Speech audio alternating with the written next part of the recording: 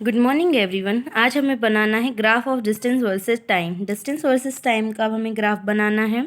तो you know that distance d is equal to speed s into time t। हम जानते हैं कि जो डिस्टेंस d होता है वो क्या होता है, स्पीड इंटू टाइम। ठीक है। Let s is equal to 40 kilometre per hour. मान लो कि जो स्पीड है वो 40 किलोमीटर पर आवर है। Then d is equal to 40 into T. तो जो d होगा वो क्या हो जाएगा, 40 इंटू टी, और d इज इक्वल टू क्या हो जाएगा, 40t। The general relationship representing the above statement is d is equal to 40t। जो जनरल रिलेशनशिप है जो रिप्रेजेंट करेगा अबव स्टेटमेंट को वो क्या है, d is equal to 40t, where t is the time. जहाँ जो t है वो क्या है, टाइम है। Which is independent variable and d is the distance. जो कि क्या है, जो t है वो क्या है, इंडिपेंडेंट वेरिएबल है। जो d है वो क्या है, डिस्टेंस है। Which is dependent on the time, जो कि किस पे डिपेंड करेगा, टाइम पे। Let us take some values of t and find the corresponding values of d in the given table। अब हम कुछ वैल्यूज़ रखेंगे t की और क्या करेंगे, उससे d की वैल्यूज़ निकालेंगे जो कि हमें गिवन टेबल में निकालनी है। तो t की वैल्यू हमने 1 2 3 4 रखी। ठीक है। तो d की वैल्यू कितनी आई, 40 80 120 और 160। Now plot the points A 1, 40, B 2, 80, C 3, 120 and D 4, 160 on the graph paper। अब हम क्या करेंगे, पॉइंट्स प्लॉट करेंगे A B C D graph paper पे। Be take appropriate scale on the X axis and Y axis. अब हम appropriate scale लेंगे कहाँ, एक्स एक्सिस और वाई एक्सिस पे। On X axis we take the values of the time and on Y axis we take the values of the distance. X axis पे हम किसकी value लेंगे, टाइम की, और वाई एक्सिस पे हम किसकी वैल्यू लेंगे, डिस्टेंस की।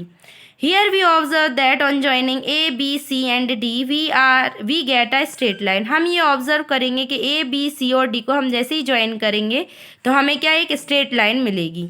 Hence it is a linear graph, इसीलिए ये क्या हो जाएगा, एक लीनियर ग्राफ हो जाएगा। अब हम इसको रीड कैसे करेंगे, तो we can easily read the value of distance from the graph when the time is 5 years respectively. ठीक है। हम क्या कर सकते हैं, टाइम को डिस्टेंस को क्या कर सकते हैं, रीड कर सकते हैं वैल्यू डिस्टेंस की जब हमें टाइम क्या दिया हो, 5 years दिया गया हो। तो taking the point L at T is equal to 5 on the X axis पे, इस तरीके से हम ग्राफ प्लॉट कर लेंगे। ये हमारा ग्राफ बन गया कि हमने 20 40 60 80 100 120 140 160 180 200 तक ये ले लिए। यहाँ 1 2 3 4 5 6 ये वैल्यूज़ ले ली। तो अब हमने यहाँ क्या किया, जब t की वैल्यू 5 रखी एक्स एक्सिस पे, तो एल एम हमने परपेंडिकुलर ड्रॉ की एक्स एक्सिस से, जो कि ग्राफ को कहाँ मीट करेगी, एम पे मीट करेगी। कहाँ मीट करेगी, एम पे। Clearly L M is equal to 200 units. तो एल एम जो है वो कितना आ जाएगा, 200 यूनिट्स आ जाएगा। If T is equal to 5 units, D is equal to 200 units. तो ये क्लियर हो गया कि जब हमने 5 यूनिट्स ली टी की वैल्यू, तो डी कितनी आ गई, 200 यूनिट्स आ गई। Reading of some more distance time graph. अब हम कुछ और डिस्टेंस टाइम ग्राफ देखेंगे। तो here we will learn to read some more distance time graphs. अब हम यहाँ कुछ और डिस्टेंस टाइम ग्राफ को पढ़ना सीखेंगे। In a distance time graph distance is always taken on Y axis. Distance time graph में जो डिस्टेंस है वो हमेशा वाई एक्सिस पे लिया जाएगा and time is taken on X axis, और जो टाइम है वो कहाँ लिया जाएगा, एक्स एक्सिस पे। There are many kinds of distance time graph such as, यहाँ बहुत सारे टाइप के डिस्टेंस टाइम ग्राफ होते हैं जिस तरीके से यहाँ दिए गए हैं। The distance time graph in shows that the object is stationary, that is not moving because the time is changing through there is no change in the distance। पहला जो डिस्टेंस टाइम ग्राफ क्या है वो हमें ये दिखा रहा है कि जो ऑब्जेक्ट है वो क्या है, स्टेशनरी है, मतलब रुका हुआ है। That is not moving because the time is changing through though there is no change in the distance. ये बात अलग है कि जो टाइम क्या है, टाइम चेंजेस कर रहा है, भले ही डिस्टेंस जो है वो चेंज नहीं हो रहा है। The distance time graph in second shows that the object is moving at a constant speed because distance is increasing proportionally with the increase in the time। और जो सेकंड ग्राफ है वो हमें क्या बता रहा है कि जो स्पीड है वो चेंज हो रही है कॉन्स्टेंटली, क्योंकि जो डिस्टेंस है वो इंक्रीज कर रहा है प्रोपोर्शनली डायरेक्ट टू टाइम के। थर्ड है the distance time graph in third shows that the object first move with the slow speed and then it is accelerating. अब जो थर्ड ग्राफ है वो हमें ये बता रहा है कि जो ऑब्जेक्ट है वो पहले धीरे धीरे क्या हुआ, आगे बढ़ा, फिर उसके बाद उसने क्या किया, एक्सेलरेट किया उसके बाद।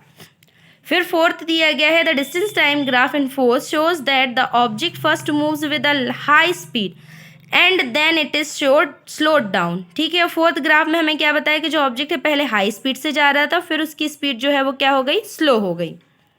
फिर फिफ्थ में दिया गया है the distance time graph in fifth shows that the object moves for some time, then it stops and then again it starts moving। क्या बता रहा है हमें कि थोड़ी देर ऑब्जेक्ट चला, फिर थोड़ी देर के लिए वो रुक गया और फिर से वो चलने लगा। सिक्स्थ में बता रहा है क्या, it shows that the object first moves with slow speed but after that it is moving at a higher speed. पहले बताया कि ये पहले कम स्पीड से जा रहा था, फिर क्या हो गया, हायर स्पीड से जाने लगा वो। फिर एग्जाम्पल दिया गया है इसी से रिलेटेड, तो the distance time graph of a cyclist is shown below. हमें एक डिस्टेंस टाइम ग्राफ दिया गया है साइक्लिस्ट का। Read the graph thoroughly and answer the following question. हमें ग्राफ को बहुत अच्छे से पढ़ना है और आंसर्स देने हैं क्वेश्चंस के। पहला दिया है at first 30 minutes find his average speed. पहले 30 मिनट्स में हमें उसकी एवरेज स्पीड बतानी है। तो 30 मिनट्स में उसकी जो एवरेज स्पीड है वो कितनी थी, 30 किलोमीटर। तो हम इसका आंसर क्या लिख देंगे, 10 किलोमीटर था, तो इसका आंसर क्या लिख देंगे हम, 10 kilometre. What did he do in the next 15 minutes. आगे के 15 मिनट्स में उसने क्या किया, उसने कुछ नहीं किया, वो रेस्ट किया उसने। ठीक है, साइक्लिस्ट स्पीड बतानी है ना, इसमें हमें एवरेज स्पीड बतानी, तो डिस्टेंस हमारे पास है, टाइम है, तो एवरेज स्पीड क्या होती है, डिस्टेंस अपॉन टाइम। तो यहाँ क्या आ जाएगा, 10 kilometre upon 30 upon 60 R is equal to कितना आ जाएगा, 20 किलोमीटर पर आर।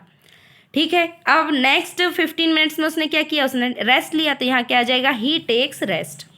फिर थर्ड दिया है what is his average speed in 30 minutes, next 30 minutes. तो नेक्स्ट 30 मिनट्स में उसकी एवरेज स्पीड क्या थी, तो उसकी एवरेज स्पीड के लिए हमारे पास डिस्टेंस दिया गया है नेक्स्ट 30 मिनट्स का 10 किलोमीटर। एवरेज स्पीड क्या होता है, डिस्टेंस अपॉन टाइम, तो क्या आ जाएगा 10 किलोमीटर अपॉन 30 अपॉन 60 आर।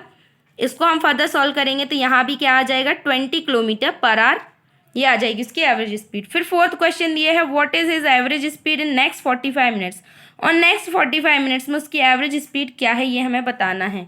तो वो क्या हो रहा है, 45 मिनट्स में रिटर्न कर रहा है, क्या, रिटर्न बैक, मतलब वापस आ रहा है। तो यहाँ एवरेज स्पीड क्या है, डिस्टेंस अपॉन टाइम टेकन, तो 20 किलोमीटर अपॉन 45 अपॉन 60। इसको फर्दर सॉल्व किया तो हमने कितना आ गया, 26 होल 2 अपॉन 3 किलोमीटर पर आर। यहाँ हमारा ये कॉन्सेप्ट क्लियर होता है। फिर इसके बाद हमारे जो बचे हुए क्वेश्चंस थे 8.1 के वो करेंगे हम नेक्स्ट क्लास में, और 8.2 एक्सरसाइज के क्वेश्चन करेंगे। अगर कोई डाउट हो बेटा इसमें तो पूछ लेना। Thank you and have a nice day all of you.